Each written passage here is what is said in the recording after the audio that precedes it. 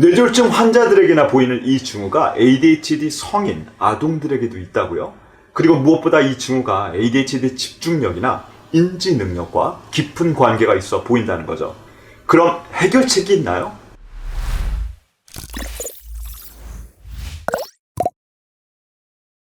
안녕하세요. 뇌균연구소 장원우입니다. 뇌경색으로 인해 뇌졸중이 있거나 뇌에 심각한 문제를 가지고 계신 분들의 비이상적인 반사작용 중에 바빈스키 반사라고 하는 반사작용이 있습니다. 네이버 지식백과사전에 따르면 바빈스키 반사란 발바닥 반사의 일종으로 바빈스키 반응, 바빈스키 징후라고도 불리며 발바닥을 이렇게 자극을 했을 때 엄지발가락을 포함해서 한 발의 앞쪽이 펴지는 반응을 말합니다. 성인의 경우 바빈스키 반사가 있으면 뇌 또는 척수의 이상을 의심해 볼 수 있을 정도로 심각한 증상이며 신생아에서는 원시 반사 일종으로 나타나기도 한다고 하죠. 영아의 원시 반사 기능 중 하나로서요, 바빈스키가 발견한 반사 행동입니다. 정상적으로는 생후 약 12개월에서 18개월 후 이와 같은 반사작용은 사라지게 되죠. 그런데 왜 이런 반사작용이 생후 초기에 필요한 것일까요? 이러한 원시 반사 작용은 운동 기능을 발달시키는 데 있어서 아주 중요한 파운데이션 역할을 합니다. 우리가 정상적으로 걷는 과정을 살펴보면 발 뒤꿈치가 이렇게 닿고요. 그리고 발바닥이 닿은 후에 어느 정도 충격을 흡수한 후에 완화시키면서 엄지발가락을 포함한 발가락이 구부러지면서 테이크오프 혹은 토어프라고 알려진 앞으로 몸을 밀어서 전진하는 보행이 가능해집니다.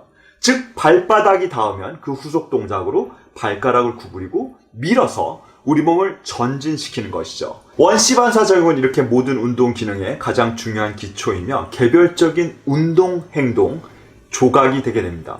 그러나 이제 보행을 잘 하게 되면 이러한 원시 반사작용은 더 이상 반사작용의 의미를 잃게 되고 몸에서 사라지게 되는 것이죠. 그럼 바빈스키와 같은 원시 반사는 무엇일까요? 신생아는 여러 형태의 선천적인 반사 기능을 가지고 태어나는데 이러한 반사 기능은 다시 두 가지 유형으로 분류가 됩니다. 인간의 생존에 필수적이면서 지속적으로 유지되는 반사 기능을 생존 반사라고 하며, 같은 반사 기능이긴 하지만 생후 초기 몸을 잘 가누지 못하고 운동 기능이 발달하지 못해 부족한 운동 기능을 메꾸면서 생후 초기 생존을 위해서는 꼭 필요하지만 생후 일정 기간이 경과하면 사라지는 반사 기능을 원시 반사 혹은 비생존 반사라고 합니다. 이러한 원시 반사에는 바빈스키 반사 외에 모로 반사, 손잡기 반사, 손바닥 반사, 걷기 반사 등이 포함됩니다. 원시 반사는 대부분 생후 6개월에서 늦어도 18개월 이내에는 사라지는데 대뇌의 전두엽에 운동 피질이 발달하면서 신생아의 반사 운동이 점차 의식적이고 자발적이고 순차적인 운동 행동으로 대체되기 때문입니다. 만약 혹시라도 여러분의 아이가 집중을 잘 못하고 산만하고 항상 꿈틀대고 상표 붙은 옷을 잘 못 입는다면 지금이라도 이 반사작용을 꼭 체크해 보세요. 아마 이 영상을 시청하시는 대부분의 보호자분들이 깜짝 놀라실 겁니다.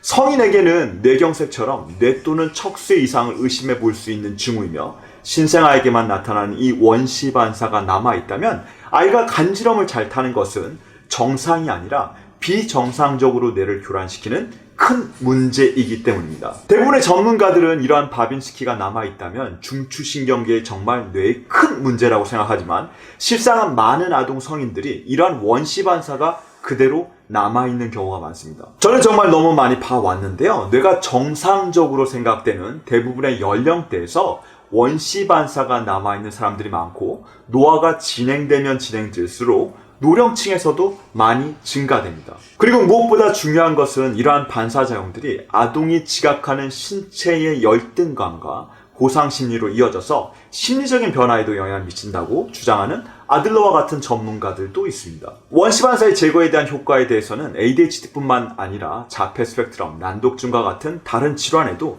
케이스 증례뿐만 아니라 여러 논문들이 있는데요. 특히 작년에 발표된 이 논문의 결과가 흥미로워서 소개해드리려고 합니다.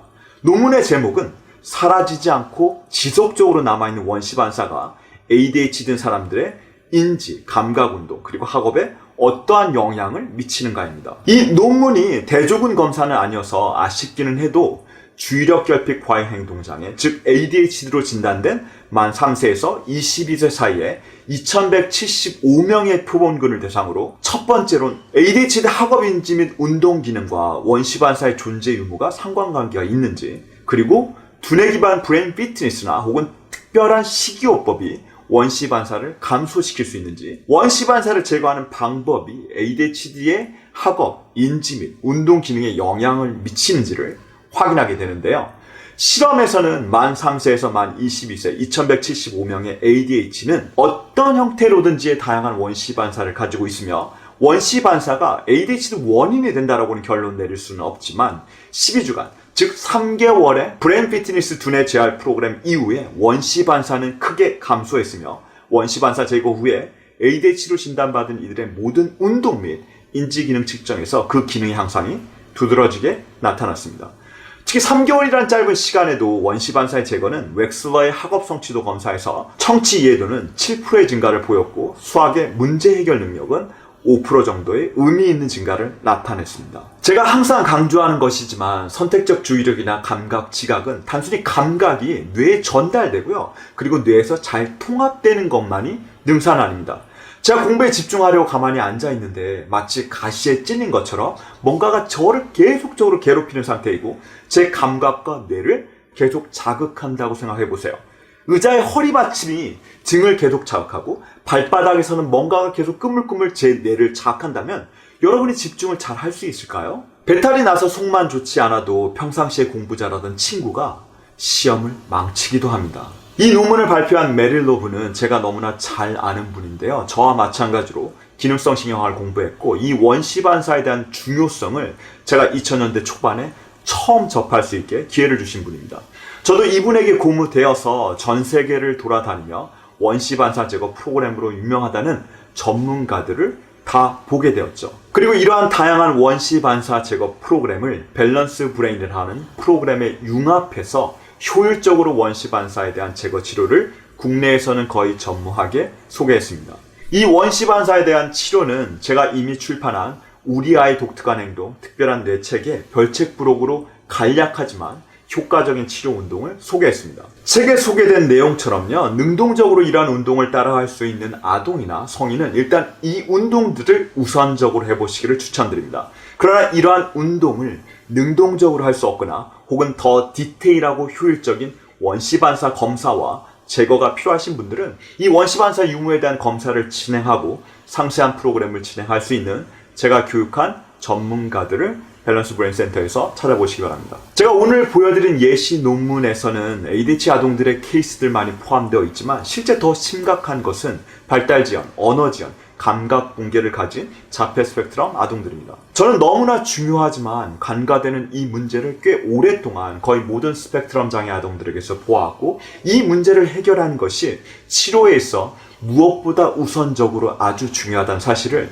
전 세계 여러 전문가들을 만나보면서 알게 되었는데, 국내에서는 이런 문제에 대한 언급이나 치료조차도 전무하다는 것입니다. 그래서 제가 좀 더 과장되게 다른 여러 감각 통합 치료나 ABA 치료, 플로타임, 토마티스, 베랄, 뉴로피드백과 같은 치료를 하기 전에 원시 반사의 제거가 두뇌의 정상적인 발달 상황에서 가장 중요하다고 말씀드린 것 같습니다. 여러 다양한 치료들이 도움이 되지 않는 것은 절대 아니지만 운동 기능의 가장 기초가 되는 원시 반사가 제거되지 않으면 그 후에 쌓여지는 대부분의 기능들이 모래성처럼 쉽게 허물어질 수도 있기 때문입니다. 그리고 이러한 원시 반사의 기능은 전정 반사와도 깊은 연관이 있는데, 이 전정 반사 또한 정말 중요합니다. 이 전정 반사는 후속 영상으로 다시 소개해 드리겠습니다.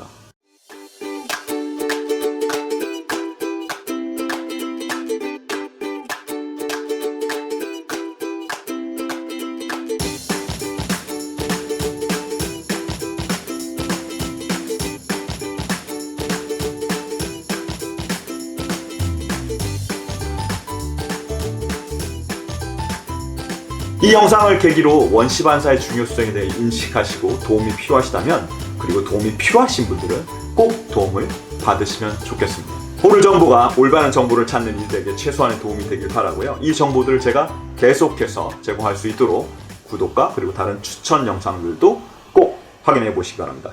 감사합니다.